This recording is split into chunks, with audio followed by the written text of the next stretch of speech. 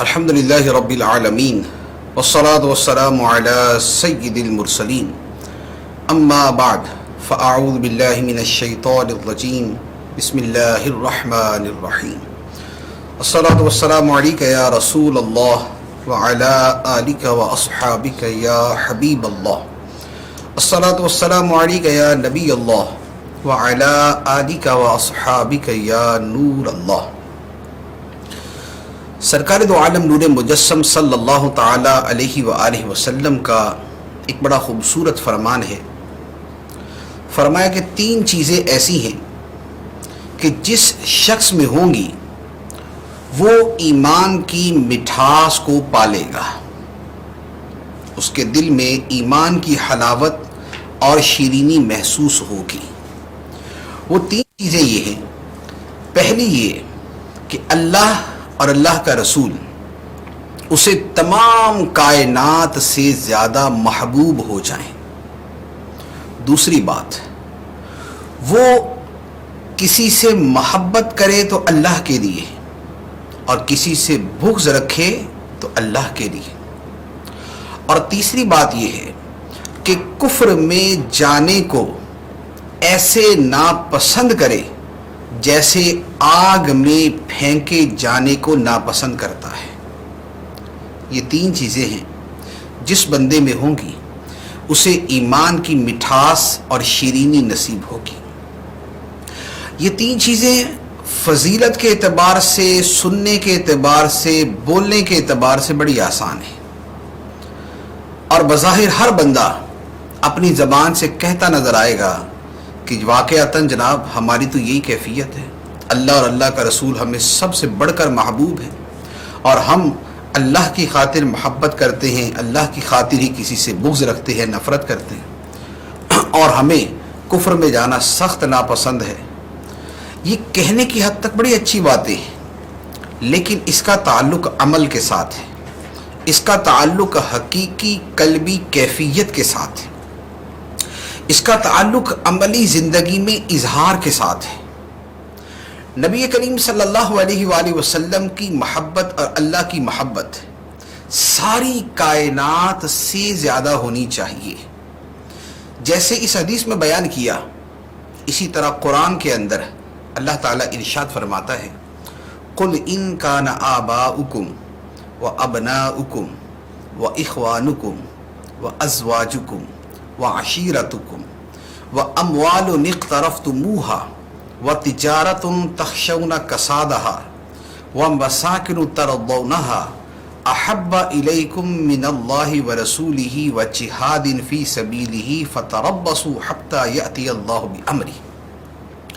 فرمایا کہ اے نبی تم فرما دو، اے لوگو، اگر تمہیں تمہارے باپ اور تمہارے بھائی اور تمہارے بیٹے اور تمہاری بیویاں اور تمہارے رشتہ دار اور وہ مال کے جو تم نے جمع کیا ہے، کمایا ہے، اور وہ تجارت کہ جس کے نقصان کا تمہیں ڈر لگا رہتا ہے، اور وہ تمہاری رہائش گاہیں کہ جنہیں تم پسند کرتے ہو، یہ ساری چیزیں، یہ باپ، بھائی، بیٹے، بیوی، رشتہ دار، خاندان، مال، گھر، تجارت، یہ ساری چیزیں اگر تمہیں اللہ اور اس کے رسول اور اس کی راہ میں جہاد سے زیادہ پسند ہیں تو پھر انتظار کرو یہاں تک کہ اللہ اپنا فیصلہ لے آئے، یعنی خدا کا عذاب آ جائے۔ تو مسلمان کے لیے ضروری ہے کہ اس کی محبت اللہ اور اللہ کے رسول سے ہر شے سے زیادہ ہونی چاہیے، اور یہ محبت کئی پہلوؤں سے پھر ظاہر ہوتی ہے۔ حدیث مبارک میں جو فرمایا کہ 3 چیزیں کہ جن سے ایمان کی مٹھاس ملتی ہے، اور پہلی شے کہ اللہ اور اللہ کا رسول سب سے زیادہ محبوب ہو جائے، آگے جو بات بیان کی ہے وہ اسی پہلے پر متفرع ہوتی ہے، اسی پہلی شے کا نتیجہ ہوتی ہے کہ اللہ کی خاطر کسی سے محبت ہو اور اللہ کی خاطر کسی سے بغض ہو۔ کوئی بندہ ہمیں اس لیے پسند ہے، یہ خدا کو پسند ہے، کوئی بندہ ہمیں اس لیے پسند ہے، یہ خدا کا مخلص بندہ ہے، یہ اس کے حبیب علیہ الصلاۃ والسلام کا سچا غلام ہے، یہ نبی پاک علیہ الصلاۃ والسلام کا سچا عاشق ہے، یہ آقا کریم صلی اللہ علیہ وآلہ وسلم کی عظمت و شان بیان کرنے والا ہے، یہ نبی پاک علیہ الصلاۃ والسلام کے دفاع میں کھڑا ہونے والا ہے، یہ سید دو عالم صلی اللہ علیہ وآلہ وسلم کے نام پر اپنی جان قربان کرنے کے لیے تیار رہتا ہے۔ اس کے گھر میں آقا کریم صلی اللہ علیہ وآلہ وسلم کے ذکر پاک کی محفلیں جمتی ہیں، اس کے گھر میں ذکر مصطفیٰ صلی اللہ علیہ وآلہ وسلم کی روشنی ہے، یہ نبی پاک علیہ السلام سے محبت کرتا ہے، یہ سرکار علیہ الصلاۃ والسلام کی یاد میں آنسو بہاتا ہے، یہ سرکار کی محبت میں نعتیں پڑھتا ہے۔ تو ہمیں کسی سے محبت ہو تو اس محبت کے تابع ہو کر، کہ چونکہ یہ اللہ سے محبت کرتا ہے اس لیے ہمیں اس سے محبت ہے، یہ اللہ کے رسول سے محبت کرتا ہے اس لیے ہمیں اس سے محبت ہے۔ اور اس کے ساتھ دوسری شے کہ کسی سے بغض ہو، نفرت ہو، عداوت ہو، دل اس سے دور ہٹتا ہو تو یہ بھی اللہ کے لیے ہونا چاہیے۔ ہمیں کوئی بندہ اس لیے ناپسند ہے کہ وہ خدا کو نہیں مانتا، خدا کے رسول کو نہیں مانتا، وہ اللہ رسول کی باتوں کا مذاق اڑاتا ہے، ہمیں اس لیے اس سے نفرت ہے، ہمیں اس لیے اس سے بغض ہے۔ یہ بندہ اللہ اور اللہ کے رسول کی معاذ اللہ استہزاء ان کے ساتھ کرتا ہے، مذاق اڑاتا ہے، تو ایسا بندہ کسی قلب مومن میں، کسی مومن کے دل میں کبھی جگہ پا سکتا ہی نہیں، کبھی جگہ پا سکتا ہی نہیں۔ اور یہ بھی اللہ تعالیٰ نے قرآن کے اندر ایک اور جگہ پر بڑی وضاحت کے ساتھ بیان فرمایا لا تجد قوما یؤمنون باللہ والیوم الآخر یوادون من حاد اللہ ورسولہ، فرمایا کہ تم ایسی قوم کو نہیں پاؤ گے جو اللہ اور آخرت کو مانتے ہو، اس کے باوجود اللہ اور اس کے رسول کے دشمنوں سے دوستی کرے۔ یہ ہو نہیں سکتا کہ جس بندے کی، جس گستاخ کی اللہ اور اللہ کے رسول سے دشمنی ہے، ان سے مخالفت ہے، ان سے جنگ ہے، ان کے ساتھ گستاخی اور توہین کا رویہ ہے، تو بندہ مومن ایسے کے ساتھ دوستی کرے، اسے پسند کرے، اس سے محبت کرے یا محبت سے پیش آئے؟ فرمایا لا تجد قوما یؤمنون باللہ والیوم الآخر، ایسے بندے کو تم پاؤ گے ہی نہیں، ایسا ہو ہی نہیں سکتا۔ اور فرمایا ولو کانوا آباءہم او اخوانہم او عشیرتہم، اگرچہ اللہ رسول کا وہ مخالف ان کا باپ کیوں نہ ہو، ان کا بھائی کیوں نہ ہو، ان کا رشتہ دار کیوں نہ ہو، تو اگرچہ سگا باپ ہو، اگرچہ سگا بھائی ہو، اگرچہ سگے رشتہ دار ہوں، لیکن اگر وہ خدا اور رسول کے دشمن ہیں تو پھر ہمارا ان کے ساتھ کوئی تعلق نہیں، پھر ہماری ان کے ساتھ مودت نہیں ہو سکتی، پھر ہماری ان کے ساتھ محبت نہیں ہو سکتی، پھر ہمارا ان کے ساتھ دوستی کا تعلق نہیں ہو سکتا۔ یہ ایمان کی کسوٹی ہے، یہ ایمان کا معیار ہے، اس معیار پر جو پورا اترے گا وہی مومن ہے، اور جو اس معیار پہ پورا نہیں اترتا وہ مومن نہیں۔ تو ایمان کی حلاوت، ایمان کی مٹھاس اگر حاصل کرنی ہے تو ضروری ہے کہ اللہ اور اللہ کے رسول سے جو محبت ہے وہ ساری کائنات سے بڑھ کر ہونی چاہیے، اور کسی سے محبت یا بغض ہو اللہ کے لیے ہو، جو خدا کا ہے، خدا کے رسول کا ہے وہ ہمارا ہے، اور جو خدا سے دور ہے اور خدا کے نبی سے دور ہے وہ ہم سے دور ہے، ہم اس سے دور ہیں۔ اور جو معاذ اللہ ان کا بے ادب ہے، ان کا گستاخ ہے، اور جو استہزاء کا رویہ اختیار کرتا ہے، تو مومن کے دل میں تو ایک ذرہ برابر اس کے لیے رافت، رحمت، شفقت، محبت اور مودت پیدا ہو سکتی ہی نہیں۔ تو یہ وہ درس ہے کہ جو محبت مصطفیٰ اور محبت خدا کے ساتھ جڑا ہوا ہے، لہذا ہم جب محبت کی بات کرتے ہیں تو اپنی عملی زندگی کے اندر بھی اس کو دیکھیں کہ کیا وہ محبت کی باتیں صرف زبان پر ہیں، یا عمل کی دنیا کے اندر جہاں اس کا اظہار ضروری ہے وہاں پر بھی اس کا اظہار ہوتا ہے.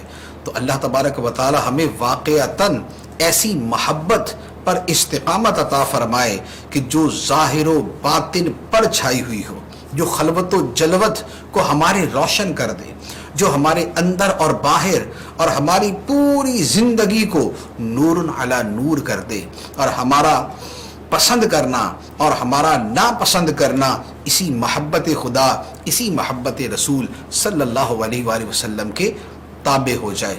اللہ تبارک و تعالی ہمیں عمل کی توفیق عطا فرمائے. اب سوالات کی طرف چلتے ہیں. شوکت علی بھائی ہیں، یہ پوچھ رہے ہیں کہ اگر کوئی شخص اولیاء اللہ کا انکار کرے اور ان سے بغض رکھے تو ایسے شخص کے بارے میں کیا ہو؟ اولیاء اللہ کا انکار کرنے والے اور ان سے بغض رکھنے والے کے بارے میں بخاری شریف کی حدیث قدسی کے اندر فیصلہ فرما دیا گیا کہ اللہ تبارک و تعالی ارشاد فرماتا ہے، من عادى لی ولیا فقد آذنته بالحرب، جو میرے کسی ولی سے دشمنی رکھتا ہے میں اس سے اعلان جنگ کرتا ہوں. تو ایسا بندہ جو خدا کے ولیوں سے دشمنی رکھتا ہے وہ خدا سے جنگ کرتا ہے، وہ خدا کا دشمن ہے. تو اب اسی سے اندازہ لگا لیں کہ ولیوں کا بغض رکھنے والا جو ہے وہ شرعی اعتبار سے کس حکم کا مستحق ہے اور کس وعید کا مستحق ہے. انیس احسن بھائی ہیں، کہہ رہے ہیں کہ تقدیر اور قسمت میں کوئی فرق ہے کیا؟ تقدیر اور قسمت میں کوئی فرق نہیں ہے. تقدیر ہی کو قسمت کہا جاتا ہے اور قسمت ہی کے لفظ کو تقدیر کہہ دیا جاتا ہے. یہ صرف بول چال کے اعتبار سے فرق ہے. عربی میں زیادہ تر تقدیر ہی کا لفظ استعمال ہوتا ہے. اردو زبان میں ہم تقدیر اور قسمت جو ہے وہ دونوں الفاظ کو استعمال کرتے ہیں. ریاض بھائی ہیں، راؤ ریاض بھائی پوچھ رہے ہیں کہ کیا والدہ کے کہنے پر داڑھی رکھنے کو کچھ موقوف کیا جا سکتا ہے، کچھ تاخیر کی جا سکتی ہے؟ داڑھی رکھنے کا حکم اللہ کے نبی صلی اللہ علیہ وآلہ وسلم نے دیا ہے. نبی پاک علیہ الصلوۃ والسلام نے فرمایا کہ داڑیاں بڑھاؤ، مونچھیں پست کرو اور یہودیوں جیسی صورت مت بناؤ. تو اب داڑھی کا جو حکم ہے وہ ہے اللہ کے نبی صلی اللہ علیہ وآلہ وسلم کا، اور جو ہمارا ایمان ہے اور جو محبت رسول کا تقاضا ہے وہ یہ ہے کہ جہاں پر اللہ کے رسول کا حکم ہے اب اس کے مقابلے میں کسی کا حکم بھی فوقیت نہیں رکھ سکتا، کسی کے حکم کو ترجیح نہیں دی جا سکتی، بلکہ نبی پاک علیہ الصلوۃ والسلام کے حکم پر ہی عمل کیا جائے گا. حدیث مبارک میں فرمایا بھی گیا، لا طاعت لمخلوق فی معصیت الخالق، کہ خالق کی نافرمانی کے کاموں میں مخلوق کی اطاعت نہیں کی جا سکتی. تو لہذا یہاں پر والدہ کا حکم نہیں مانا جائے گا داڑھی رکھنے کے اندر، بلکہ نبی پاک علیہ الصلوۃ والسلام کے حکم مبارک پہ عمل کیا جائے گا. ارکم رضا بھائی کہہ رہے ہیں کہ سمیع الرحمن نام رکھ سکتے ہیں؟ سمیع الرحمن نام رکھ سکتے ہیں. اس طرح کے نام جو ہے وہ مسلمانوں میں رائج ہیں، شفیق الرحمن، سمیع الرحمن، سمیع اللہ، کلیم اللہ. تو اس طرح کے نام جو ہے وہ رائج ہیں. اس میں یہ ہے کہ ایسا نام کہ جس میں بہت زیادہ تفاخر کا معنی پایا جائے اور اپنی بڑائی کا معنی پایا جائے تو اس طرح کے نام سے منع کیا جائے گا. اسلامی بہن کا بھی سوال ہے، یہ پوچھ رہی ہیں کہ نماز تو پڑھتے ہیں لیکن نماز میں دل نہیں لگتا. محمد ثناء اللہ بھائی کا بھی یہ سوال تھا کہ نماز میں دل لگ جائے، اس کا کوئی طریقہ بتا دیں. اور ایک سوال یہ بھی موصول ہوا ہے کہ کیا اس صورت میں نماز ہو جائے گی جب دل نہ لگے؟ نماز میں دل نہ لگے تو نماز اس اعتبار سے تو ہو جاتی ہے کہ فرض ادا ہو گیا. واجب جیسے وطر پڑھے تو وطر ادا ہو گئے، انسان اس سے بری ذمہ ہو گیا. سنتیں پڑھی تو اس کی سنتیں شرعی اور فقہی اعتبار سے ہو گئیں. اب یہ ہے کہ اس کے اوپر ثواب ملنا تو ثواب جو ہے اس کا بہت زیادہ تعلق انسان کی توجہ پر ہوتا ہے کہ جس کی جتنی توجہ زیادہ ہے اس کو اتنا زیادہ ثواب ملے گا. تو لہذا فی نفسی ہی جو ہے وہ نماز ہو جاتی ہے. اب رہا یہ مسئلہ کہ نماز میں دل لگتا نہیں تو کیا کریں. تو دیکھیں نماز میں دل نہ لگنا یہ اولاً تو یہ ہے کہ یہ کوئی چھوٹا مسئلہ نہیں ہے، یہ بہت بڑا مسئلہ ہے. نمبر 2 یہ ہے کہ یہ صرف چند افراد کا مسئلہ نہیں ہے بلکہ اکثریت کا مسئلہ ہے. اب اس کا حل کیا ہے؟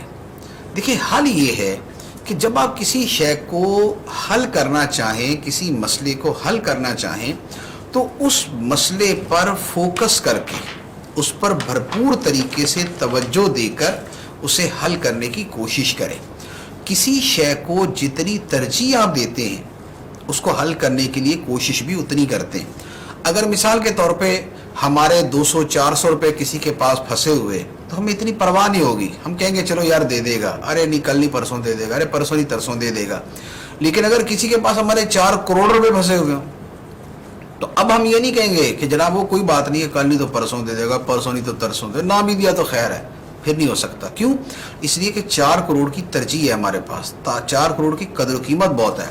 اب ہم اس کے لیے بھاگ دوڑ کریں گے، اس کے لیے منصوبہ بنائیں گے، سوچیں گے، پلان کریں گے، رابطے کریں گے، اس سے مل، اب یہ سارا کچھ کریں گے۔ اب بات یہ ہے کہ نماز کے اندر توجہ تبھی ملے گی کہ جب نماز کو اہمیت دیں گے اور نماز میں خشوع نہ ہونے پر توجہ دیں گے۔ اب اس کے بعد یہ ہوگا کہ اب آپ اس ایک مسئلے کو لے کر یوں سمجھے کہ دنیا میں آپ کا ایک ہی کام ہے کہ آپ نے نماز توجہ سے پڑھنی، باقی سارے کاموں کو آپ لے جائیں سیکنڈ پرائرٹی کے اوپر، دوسری ترجیح کے اوپر۔ پہلی ترجیح جو ہے وہ نماز اور نماز میں خشوع و خضوع اور نماز میں توجہ کو دے دیں۔ جب آپ اس طور پہ پڑھیں گے، اب آپ نے فجر پڑھی اور فجر اس تصور سے پڑھی کہ بھائی دنیا میں میرا کام فجر پڑھنا ہی ہے، میں دنیا میں فجر پڑھنے کے لیے آیا ہوں۔ ظہر کی نماز اب اس طور پہ پڑھیں گے کہ بھائی میرا کاروبار پہلی چیز نہیں ہے، نماز پہلی چیز ہے، کاروبار اس کے بعد ہے میرا۔ تو جب آپ نماز کو ایسے اہمیت دیں گے اور ہر نماز کو اس توجہ کے ساتھ پڑھنا شروع کریں گے تو پھر نماز کے اندر توجہ بڑی آسانی کے ساتھ بننا شروع ہو جائے گی۔ تو یہ اوور آل ہے۔ دوسرا پھر اس کے ساتھ اور بہت سارے طریقے علماء کرام صوفیہ عظام نے بیان فرمائے ہیں کہ نماز پڑھتے ہوئے جو الفاظ نماز ہے ان پر توجہ رکھیں، یا ان کے معنی یاد کر لیں اور ان کے معنی کو سوچیں، یا یہ ہے کہ یہ تصور کریں کہ میں خانہ کعبہ کے سامنے کھڑا ہو کے نماز پڑھ رہا ہوں تو اپنے دل و دماغ میں توجہ خانہ کعبہ کی طرف رکھیں۔ اور یہ بھی ہو سکتا ہے کہ بارگاہ الہی میں خود کو حاضر سمجھیں کہ میں خدا کو دیکھ رہا ہوں، اور یہ مشکل ہوتا ہے تو لہذا پھر یہ یقین رکھیں کہ خدا تو مجھے دیکھ رہا ہے۔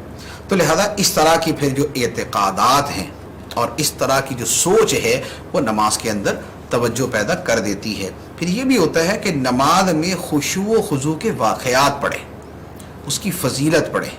جیسے اس موضوع پر بہت ساری کتابیں ہیں، علامہ ابن رجب حنبلی کی کتاب ہے الخشوع فی الصلاۃ، اور اس کے علاوہ علماء نے کتابیں لکھی ہیں۔ اسی طرح فیضان نماز جو امیر اہل سنت کی کتاب ہے اس میں بھی نماز کے خشوع و خضوع کے بارے میں کافی سارا مواد ہے۔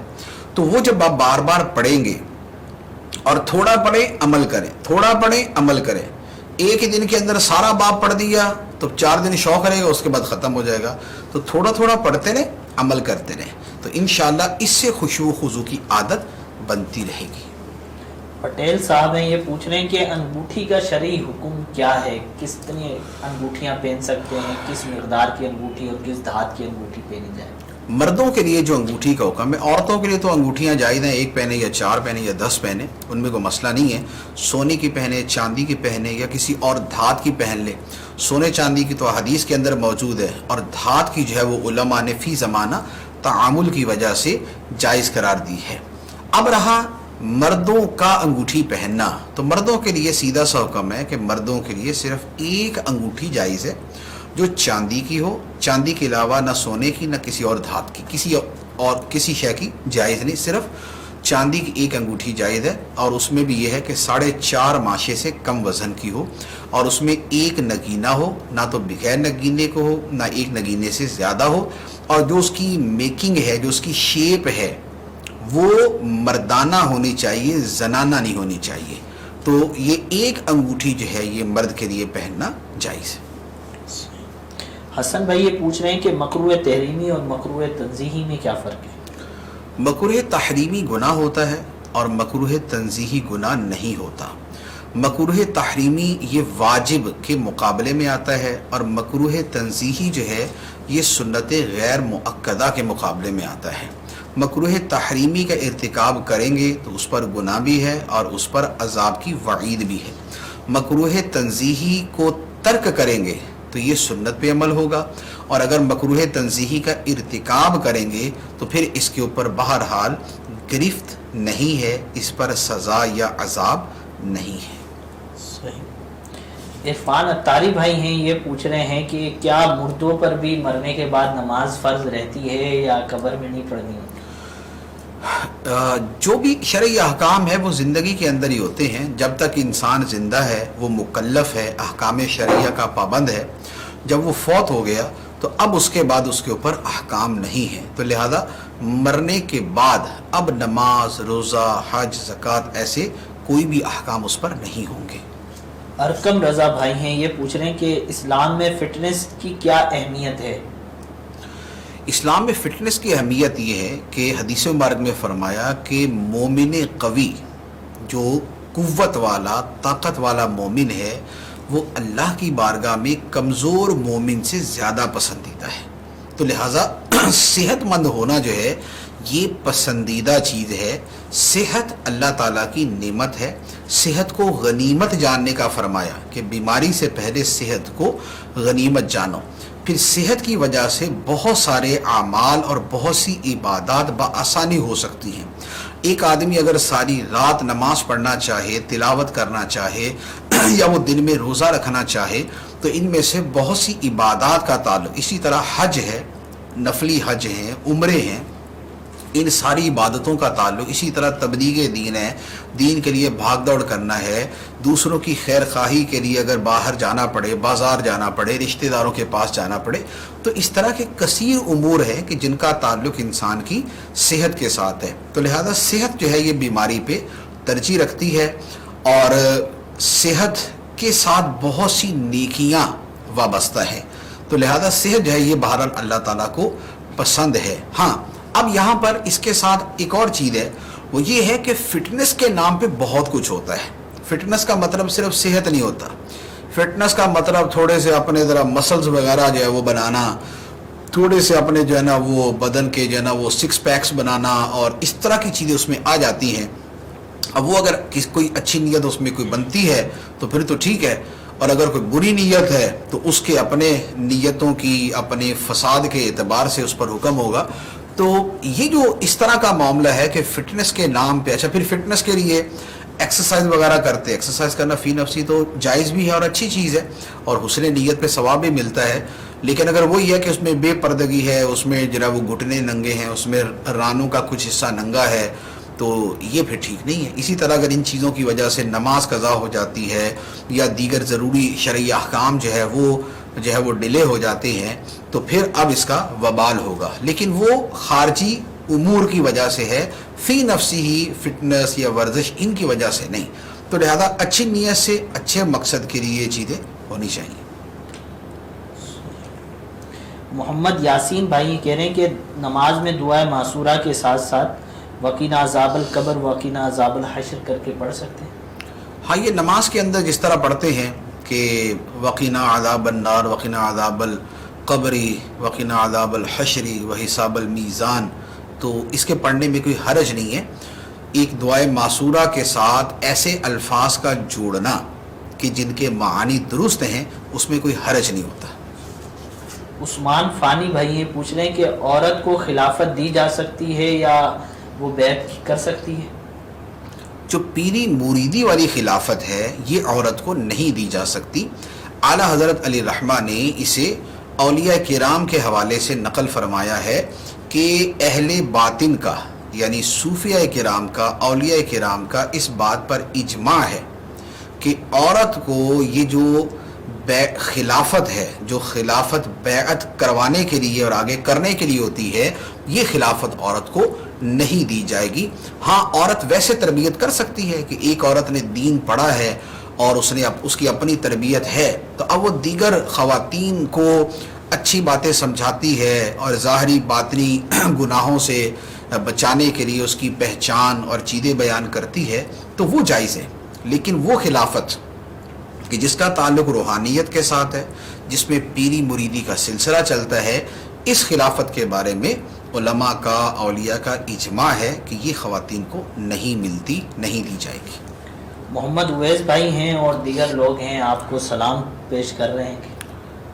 علیکم وعلیکم السلام۔ قاری ایاز بھائی ہیں، کہہ رہے ہیں کہ ماشاءاللہ بہت اچھا پروگرام ہے۔ مزمل بھائی سلسلے کی تعریف کر رہے ہیں۔ عبداللہ چودھری بھائی کہہ رہے ہیں کہ ماشاءاللہ بہت اچھا پروگرام ہے، یہ ہوتا رہنا چاہیے۔ عمران احمد بھائی ہیں، یہ بھی حوصلہ افزائی کر رہے ہیں۔ اسلامی بہن ہیں اور کئی اور میسیجز آئیں کہ اولاد کے لیے دعا کرتے ہیں کہ اللہ اولاد عطا فرماتے، کئی سال ہو گئے شادی کو۔ اللہ تبارک و تعالی ان سب پہ کرم فرمائے، اور جو بھی اولاد کے متمنی ہیں، اولاد کے یا اولاد نرینہ کے، تو اللہ تبارک و تعالی ان پہ خاص الخاص کرم فرمائے۔ اور اولاد کے لیے ویسے دعا جو ہے، جس کی اولاد نہ ہو اس کے لیے دعا جو ہے قرآن پاک کے اندر جو مذکور ہے وہ ہے ربی حبلی من الصالحین، ربی حبلی من الصالحین۔ اور دوسری دعا ہے ربی لا تذرنی فردا وانت خیر الوارثین۔ یہ دو دعائیں ہیں، ان دعاؤں کو اپنے معمول میں شامل کر لیں، انشاءاللہ عز و جل کرم ہوگا۔ اور یہ بھی علماء نے لکھا ہے کہ سورہ مریم کی روزانہ تلاوت کرنے سے بھی اس کی امید ہے کہ اللہ تعالیٰ اولاد سے نوازتا ہے۔ محمد مزمل بھائی یہ پوچھ رہے ہیں کہ قرآن پڑھانے کے پیسے لیے جا سکتے ہیں؟ قرآن مجید پڑھانے کے پیسے لیے جا سکتے ہیں۔ تعلیم قرآن پر اجرت لینے کے جائز ہونے پر صدیوں سے فقہاء کرام نے کتابوں میں لکھا ہوا ہے کہ تعلیم قرآن پر اجرت جائز ہے۔ وقاص احمد بھائی ہیں، یہ پوچھ رہے ہیں کہ فلمیں ڈرامے وغیرہ میں جو کفر و شرک کے امور دکھائے جاتے ہیں، ان کو دیکھ کر دل میں برا نہ جانے، تو یہ کیسا ہے؟ برائی کو دیکھ کر پہلی چیز یہ ہوتی ہے ہاتھ سے روکیں، پھر ہوتا ہے زبان سے اس کو روکیں، اور تیسرا ہوتا ہے دل میں برا جانے۔ اب پہلی بات تو یہ ہے کہ فلمیں ڈرامے دیکھنا ہی جائز نہیں، ان کا دیکھنا ہی گناہ ہے۔ فلموں ڈراموں کا بے حیائی سے، بے پردگی سے پاک ہونا یہ کووں کا سفید ہونے کے برابر ہے، ایسا ہو ہی نہیں سکتا۔ تو لہذا یہ والی جو ہے نا، یہ فی نفسی ہی ان کا دیکھنا جائز نہیں۔ ہاں ہو سکتا ہے کسی زمانے میں کوئی ایسی صورت آ جائے کہ جس میں جو ہے وہ اچھے ڈرامے اور کوئی اچھے مقاصد سے اور مفاسد سے پاک ہوں، لیکن ایسی باتیں جب آئیں تب آئیں، پھر اس کے اوپر کلام کریں گے۔ لیکن فی زمانہ جو ہماری معلومات میں ہے وہ یہی ہے کہ ڈرامے بہرحال جس قسم کے ہیں وہ دیکھنا جائز نہیں ہے۔ اب رہی یہ بات کہ اس کے اندر کفریات ہیں اور اس میں شرکیہ اعمال کیے جاتے ہیں، جیسے بت کو سجدہ کیا یا بت کے سامنے تعظیم کی یا بت کے اوپر کو پانی وانی یا دودھ وودھ ڈالا، اس طرح کی جو چیزیں ہیں، تو ان سب کے بارے میں حکم یہ ہے کہ دیکھنے والا ایک یہ ہے انہیں ناپسند کرے تو ایٹ لیسٹ یہ اس نے اتنا کیا کہ اس نے اس کو ناپسند جانا، یہ تو حکم شرعی پر اتنا عمل ہوا۔ دوسرا یہ ہے کہ اصلاً اس نے اس کے بارے میں کچھ بھی نہ سوچا نہ اظہار کیا، یعنی دل میں نہ تو یہ خیال ہے کہ یہ اچھا کر رہا ہے، نہ یہ خیال ہے کہ یہ برا کر رہا ہے۔ تو یہ جو کیفیت ہے یہ ایمان کی کمزوری ضرور ہے، لیکن اس پر کوئی حکم نہیں، یعنی اس پر یہ حکم، یعنی وہ دیکھنا حرام تھا وہ اپنی جگہ، لیکن اس سے ہٹ کر وہ جو کفر کے احکام ہے وہ یہاں پر نہیں۔ تیسرا یہ ہے کہ عمل کفر دیکھا اور اسے اچھا جانا اور اسے پسند کیا، تو کفریہ عمل کو پسند کرنا جسے استحسان کفر کہتے ہیں، یہ بذات خود کفر ہے۔ تو یہ اس میں ڈیٹیل ہوتی ہے۔ عوام الناس کی جو اکثریت ہے ان کا معاملہ یہ ہے کہ وہ فلم کو ایسا فلم کے دیکھ رہے ہوتے ہیں، ڈرامے کو ایسا ڈرامے کے دیکھ رہے ہوتے ہیں، ان کو اسے غرض نہیں ہوتی یہ کفر ہو رہا ہے یا کوئی صحیح بات ہو رہی ہے۔ تو لہذا وہ جو کفر والا حکم ہے وہ بہرحال مشکل ہے کہ اکثریت کے اوپر لاگو ہو۔ کوئی جدا گانا، کوئی ایسا خبیث القلب ہے کہ اس کی ایسی کیفیت ہے، وہ اس کا جدا معاملہ ہے، لیکن عمومی طور پہ لوگ بس ایک فلو کے اندر دیکھ رہے ہوتے ہیں، ایک گو کے اندر دیکھ رہے ہوتے ہیں، تو ان پر بہرحال ایسا کوئی حکم کفر وغیرہ نہیں لگے گا۔ بلال بھائی کا یہ سوال ہے کہ ایسی دوا جس کے اندر 99% الکوہل ہو اس کو کسی مرض کے لیے استعمال کر سکتے ہیں؟ دوا میں یا میڈیسن میں الکوہل اگر ہے تو علاج کی غرض سے اس کا استعمال جائز ہے۔ اس پر ہمارے اکابر علماء اہل سنت نے جواز کا فتویٰ دیا ہے۔ ہمارے یہاں پاکستان میں بھی ہمارے دارالفتہ اہل سنت کا بھی اس پر یہی فیصلہ ہے، اور اس کے علاوہ بھی ہمارے جو اکابر علماء ہیں وہ یہی جواز ہی کا فتویٰ دیتے ہیں. اور اس سے بہت پہلے ہمارے انڈیا کے اکابر علماء اہل سنت جو ہے انہوں نے بھی اس کے جواز کا فتویٰ دیا کہ الکحل والی ادویات کا استعمال جائز ہے. اور یہ جو 99% والی بات کر رہے ہیں یہ موسٹلی ہومیوپیتھک کے اندر ہوتی ہے. ہومیوپیتھک کے اندر وہ ٹنکچر وغیرہ جو ان کے ہوتے ہیں وہ تقریباً اسی طرح بنتے ہیں، تو لہٰذا ان کا استعمال بھی جائز ہے. شان عالم قادری بھائی پوچھ رہے ہیں میت کا کھانا کھانا کیسا ہے؟ میت کے کھانا کھانے سے مراد عام طور پر یہ ہوتا ہے کہ جو اہل میت کے گھر میں پکتا ہے، کہ کوئی فوت ہوا جس گھر سے، اس گھر میں جو کھانا پکے گا اس کا کھانا کیسا ہے. تو اس کھانے کے بارے میں حکم شرعی یہ ہے کہ ایک ہے دعوت میت کا کھانا. دعوت میت کا مطلب یہ ہوتا ہے کہ کسی کے فوت ہونے کے بعد، تدفین کے بعد یا اس سے اگلے دن یا اس سے اگلے دن، ان 3 دنوں کے اندر جو کھانا دعوت کی صورت میں پکایا جائے، جسے بڑے اہتمام سے پکایا جائے اور جس میں لوگوں کو بلا کر بٹھا کر کھلایا جائے، یہ کھانا دعوت میت کہلاتا ہے. یہ کھانا جائز نہیں ہے. اس کھانے کی اجازت صرف غریبوں کو ہے یا گھر والوں کو. گھر والوں سے مراد ہے جو 4 دیواری میں رہنے والے اس کے گھر والے تھے، وہ جو رشتہ دار آتے ہیں وہ یہاں پر مراد نہیں. تو ایک تو یہ ہے دعوت میت. دوسرا یہ ہے کہ کھانا جو پکا ہے وہ کھانا جو ہے وہ مثال کے طور پہ 7ویں دن پکا ہے، 40ویں دن پکا ہے، اور اس کا مقصد ایصال ثواب ہے، یا ششماہی پر جو ہے وہ ششماہی ختم ہے، یا سالانہ برسی ہے، تو اس پر پکا ہے. تو یہ جو کھانے ہوتے ہیں یہ عرفاً بھی دعوت میت نہیں ہوتے، لہذا یہ کھانے جو ہیں یہ جائز ہیں. اگرچہ اس میں بھی بہتر یہ ہے کہ غریبوں کو کھلایا جائے کہ ان کو کھلانے میں ثواب زیادہ ہے. حسن مصطفیٰ بھائی ہیں، یہ پوچھ رہے ہیں کہ اگر رشوت دیے بغیر کام نہ ہوتا ہو، کام پھنس گیا ہو کہیں کسی آفس میں، تو کیا رشوت دے کر کروایا جا سکتا ہے؟ رشوت کے بارے میں حکم شرعی واضح ہے کہ رشوت دینا رشوت لینا دونوں ناجائز. لینا تو بہر صورت ہی ناجائز ہوتا ہے، اور دینا بھی ناجائز ہوتا ہے سوائے کوئی ایک آدھ استثنائی صورت ہے. استثنائی صورت یہ ہے کہ مثلا ایک آدمی کا پلاٹ ہے، اب اس پلاٹ کے اوپر کسی نے قبضہ کر لیا، یہ اپنا قبضہ، اس پلاٹ کا قبضہ چھڑوا کے اپنے قبضے میں لینے کے لیے اب یہ جاتا ہے اداروں کے پاس، اور اداروں میں بغیر پیسے کے کام نہیں ہو رہا. تو اب یہ پیسے اس لیے دیتا ہے کہ جو اس کا اپنا ذاتی پلاٹ ہے وہ تو اس کو مل جائے. تو یہ جو ہے یہ والی رشوت دینا جائز، لینا حرام. لیکن باقی جیسے ہمارے ہاں رائج ہے اس کے طور پہ جو رشوت ہے کہ بھئی جو بھی چھوٹا موٹا کام ہے، دفتر اسی کے لیے پکے ہو گئے کہ رشوت کے بغیر کوئی کام نہیں کریں گے، تو یہ طریقہ کار جو ہے یہ ناجائز حرام ہے. یہاں پر رشوت دینے کی اجازت نہیں ہے. اسلامی بہن کا سوال ہے، پوچھ رہے ہیں کہ توکل کیا چیز ہے؟ اور کوئی اس کے ساتھ توکل کے بارے میں ہیں. اور کیسر بھائی یہ پوچھ رہے ہیں کہ کیا نماز مغرب عشاء کی اذان سے پہلے پڑھی جا سکتی ہے؟ نماز مغرب عشاء کی اذان یعنی کہ جماعت رہ گئی تھی اور وقت اتنا آ گیا کہ اذان نہیں ہوئی تھی، ختم ہو رہا تھا، اذان سے پہلے پڑھ لی. ٹھیک ہے. اچھا، توکل کے حوالے سے عرض یہ ہے کہ توکل کا مطلب ہے کہ اسباب اختیار کر کے نتیجہ اللہ تعالیٰ پہ چھوڑ دینا، اللہ تعالیٰ پر بھروسہ کرنا، اللہ تعالیٰ پر ٹرسٹ رکھنا کہ جو ہوگا وہ خدا کے کرنے سے ہوگا. یہ توکل ہے.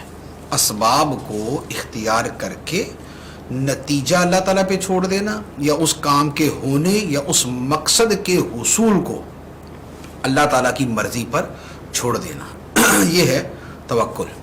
تو اس کے پھر آگے کچھ درجے بنتے ہیں. جو سب سے پہلا درجہ جو درجہ ایمان ہے وہ تو یہ ہوتا ہے کہ اللہ تعالیٰ کے کرنے سے ہی کام ہوتا ہے، اور اللہ تعالیٰ نہ کرے تو کام نہیں ہوتا. ما شاء اللہ کانا و ما لم یشاء لم یکن. خدا نے جو چاہا وہ ہوا، جو اس نے نہ چاہا وہ نہ ہوا. جو وہ چاہے گا ہوگا، جو وہ نہ چاہے گا نہیں ہوگا. یہ ہے توکل کی وہ صورت کہ جو ہمارے ایمان کا حصہ ہے، کہ خدا کی مشیت پر، اس کی قدرت پر اور اس کے علم پر ہمارا ایمان ہے. آگے اس کے بعد توکل کے پھر مستحب درجات شروع ہو جاتے ہیں. مستحب درجات میں پھر مختلف لوگوں کے اعتبار سے درجے مختلف ہیں. اولیاء کرام کے لیے توکل کے درجات کچھ اور بن جاتے ہیں، اور جو اہل توکل اور اہل تبتل ہیں کہ جنہوں نے اب خدا کے ساتھ ایک عہد کر رکھا ہے توکل کا، ان کے لیے پھر احکام کی صورت کچھ اور ہو جاتی ہے۔ لیکن ہم جیسے جو عام مسلمان ہیں ان کے لیے یہی ہے کہ اسباب اختیار کر کے جو نتیجہ ہے وہ اللہ تعالیٰ پہ چھوڑ دیں۔ اچھا، پھر اسباب کے اندر بھی ایک ڈیٹیل ہوتی ہے، ایک ہوتی ہے قطعی اسباب کہ پیاس سے بندہ مر رہا ہے، پانی پیے گا تو بچ جائے گا، بھوک سے بندہ مر رہا ہے، کھانا کھائے گا تو بچ جائے گا، دیوار گرنے والی ہے، کھڑا رہے گا تو نیچے آ کے زخمی ہو جائے گا یا مر جائے گا، ہٹ جائے گا تو بچ جائے گا، یہ ہے اسباب قطعیہ۔ یا اسی طرح سانپ ہے، سانپ سامنے آ رہا ہے، ڈسنے لگا ہے، اب بندہ بھاگے گا تو بچ سکتا ہے، نہیں بھاگے گا تو ڈسنے سے مر سکتا ہے۔ تو یہ ہے قطعی اسباب۔ جو قطعی اسباب ہوتے ہیں ان کا اختیار کرنا ضروری ہوتا ہے، یہ شریعت کا حکم ہے کہ یہاں پر اسباب اختیار کرو، سمجھو یہی کہ ہوگا وہی جو خدا چاہے گا، لیکن اسباب اختیار کرو، یہ ہے اسباب قطعیہ۔ دوسرے ہوتے ہیں اسباب ظنیہ۔ اسباب ظنیہ یہ ہے کہ بخار ہے تو پیناڈول کھا لیں، کوئی پیٹ میں درد ہے تو اس کے متعلقہ کوئی دوائی، کوئی معجون کھا لیں، تو گمان یہ ہے کہ بھی پیناڈول کھانے سے سر ٹھیک ہو ہی جائے گا، اسی طرح جو ہے وہ پیٹ درد کے اندر فلاں فلاں دوائی کھانے سے پیٹ ٹھیک ہو ہی جائے گا، یہ ہے اسباب ظنیہ۔ اسباب ظنیہ کا اختیار کرنا بھی توکل میں داخل ہے، یہ توکل کے خلاف نہیں ہے۔ تیسرا ہوتا ہے اسباب وہمیہ۔ اسباب وہمیہ وہ ہے کہ جو ظن سے بھی نچلے درجے کے ہیں۔ اب اس میں یہ ہے کہ بہت باریکیوں میں جانا اور اسباب کے اندر حد سے زیادہ جو ہے وہ مشغولیت رکھنا، اور سفر کرنا ہے تو اس کے اندر بھی ذرا تاروں کا ستاروں کا حساب دیکھ کے، یہ والی جو چیزیں اسباب وہمیہ یہ توکل کے منافی ہوتی، یہ توکل کے برخلاف۔ تو سمپل جو خلاصہ ہے وہ یہ ہے کہ اسباب تین طرح کے ہوتے ہیں، اسباب قطعیہ، اسباب ظنیہ، اسباب وہمیہ۔ اسباب قطعیہ کو اختیار کرنے کا حکم ہے، اسباب ظنیہ کو اختیار کرنے نہ کرنے میں اجازت ہوتی ہے، اور علماء نے اختلاف اس میں بیان کیا کہ سنت کیا ہے، لیکن اکثریت نے یہ بیان کیا کہ سنت یہ ہے کہ اسباب کو اختیار کیا جائے، اور ان کا اختیار کرنا توکل کے اصلاً منافی نہیں۔ اور تیسرا اسباب وہمیہ، اسباب وہمیہ کے پیچھے پڑنا اور ان کو اختیار کرنا یہ توکل کے برخلاف ہوتا ہے۔ تو یہ توکل کی ڈیٹیل ہے۔ اب یہ سوال تھا کہ مغرب کی نماز جو ہے وہ عشاء کا وقت شروع ہونے سے پہلے پڑھ سکتے ہیں، تو پڑھ سکتے ہیں۔ ویسے تو مغرب کی نماز کا حکم یہ ہے کہ مغرب کا وقت شروع ہونے کے بعد 2 رکعت کی جو مقدار ہے اس سے زیادہ تاخیر نہ کی جائے، اور آسمان پہ اندھیرا پھیلنے سے پہلے ادا کر لی جائے۔ اور اب یہ ہے کہ اگر تاخیر ہو ہی جاتی ہے تو کم از کم اتنی تاخیر نہ کی جائے کہ آسمان پر ستاروں کے جھرمٹ نظر آنا شروع ہو جائیں، اور جو چھوٹے چھوٹے ستارے ہیں وہ بھی نظر آنا شروع ہو جائیں، یعنی تاریکی بہت پھیل گئی، آسمان ستاروں سے بھرا ہوا نظر آ رہا ہے، جو چھوٹے ستارے ابتداء نظر نہیں آتے وہ بھی نظر آنا شروع ہو گئے، اتنی تاخیر کریں گے تو یہ تاخیر مکروہ تحریمی ہے۔ لیکن نماز مغرب کا وقت باقی رہتا ہے، وہ شفق ابیض کے غروب ہونے تک وہ باقی ہے۔ شفق ابیض جب غروب ہوتی ہے، یعنی کہ جو سفیدی ہے، سورج ڈوبنے کے بعد پہلے سرخی آتی ہے پھر سفیدی آتی ہے، وہ سفیدی جب ختم ہو جاتی ہے تو عشاء کا وقت شروع ہو جاتا ہے۔ تو اس سے پہلے مغرب کا وقت ہے، لیکن سنت اور مستحب وقت، مکروہ تنزیہی وقت اور مکروہ تحریمی وقت، یہ 3 اس کے درجے بن جاتے ہیں۔ رانا وسیم بھائی پوچھ رہے ہیں کہ دین اور دنیا کو کس طرح ساتھ ساتھ لے کر چلا جا سکتا ہے؟ دین اور دنیا کو ساتھ ساتھ لے کر چلنے میں آسان طریقہ یہ ہے کہ اعتدال کا راستہ اختیار کیا جائے، اعتدال کا راستہ اختیار کیا جائے۔ حدیث مبارک میں فرمایا خیر الامور اوسطھا، معاملات میں بہترین طریقہ میانہ روی ہے۔ میانہ روی یہ ہے کہ دنیا میں ایسی مشغولیت نہ ہو جو دین سے دور کر دے، اور دین میں ایسی مشغولیت نہ ہو کہ جو دنیا کے کاموں میں خلل انداز ہو جائے۔ اچھا، اب یہاں پر بہت ساری چیزیں ہیں۔ ایک تو یہ ہے، بہت سارے لوگ تو اسی پہ بحث کرتے ہیں کہ یار یہ دین اور دنیا کی تقسیم ہی ٹھیک نہیں، کہ ہر شے ہی دین کے اندر شامل ہے، دین ہمارا ہر شے کو شامل ہے، تو لہذا دین دنیا کی تقسیم ہی ٹھیک نہیں ہے۔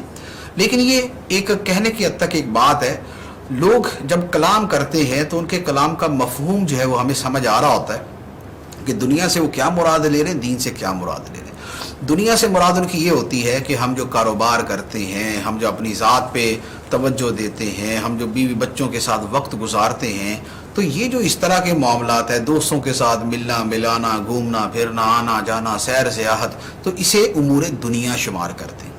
اور نماز، روزہ، حج، زکوٰۃ، تلاوت، ذکر، درود اور صدقہ، خیرات اور دین کے کام، تبلیغ دین، نیکی کی دعوت، اسے وہ امور دین شمار کرتے۔ تو لہذا لوگوں کے جملے کا جو مفہوم ہوتا ہے اس کو سامنے رکھ کے ہم کلام کریں گے، تو وہ یہی ہے کہ جس کا خلاصہ میں نے یہ عرض کیا کہ دنیا میں ایسی مشغولیت کہ جو دین سے دور کر دے، دینی کاموں سے دور کر دے، ایسی مشغولیت معیوب ہے۔ اور دین کے اندر اتنی مشغولیت کہ جو دنیا کے کاموں میں خلل انداز ہو جائے، ضروری کاموں میں خلل انداز ہو جائے، یہ بھی مناسب نہیں ہے۔ مثال کے طور پہ ایک بندہ عبادت نماز میں اتنا مشغول ہے کہ جس کی وجہ سے اس کی صحت پہ فرق پڑتا ہے، تو اب دین کا حکم ہے کہ بھئی ذرا اعتدال کے ساتھ چلے۔ ایک آدمی نماز روزے میں اتنا مشغول ہوتا ہے کہ بیوی بچوں کو ٹائم ہی نہیں دے پاتا، ان کے حقوق نہیں ادا کر پاتا، تو اب دین کا حکم ہے کہ بھئی وہ بھی ہمارے احکام میں داخل ہے، لہذا ان کو بھی وقت دیا جائے۔ اور تجارت وغیرہ یہ امور دنیا میں شمار کیے جاتے ہیں، تو اس کے بارے میں خود اللہ تعالیٰ نے فرما دیا کہ لا تلہکم اموالکم ولا اولادکم عن ذکر اللہ، کہ تمہارے مال اور تمہاری اولاد تمہیں اللہ کی یاد سے غافل نہ کر دے۔ تو اب مال اور اولاد جسے ہم امور دنیا سمجھتے ہیں، انہی کے بارے میں فرمایا کہ تمہیں اللہ کی یاد سے غافل نہ کر دے۔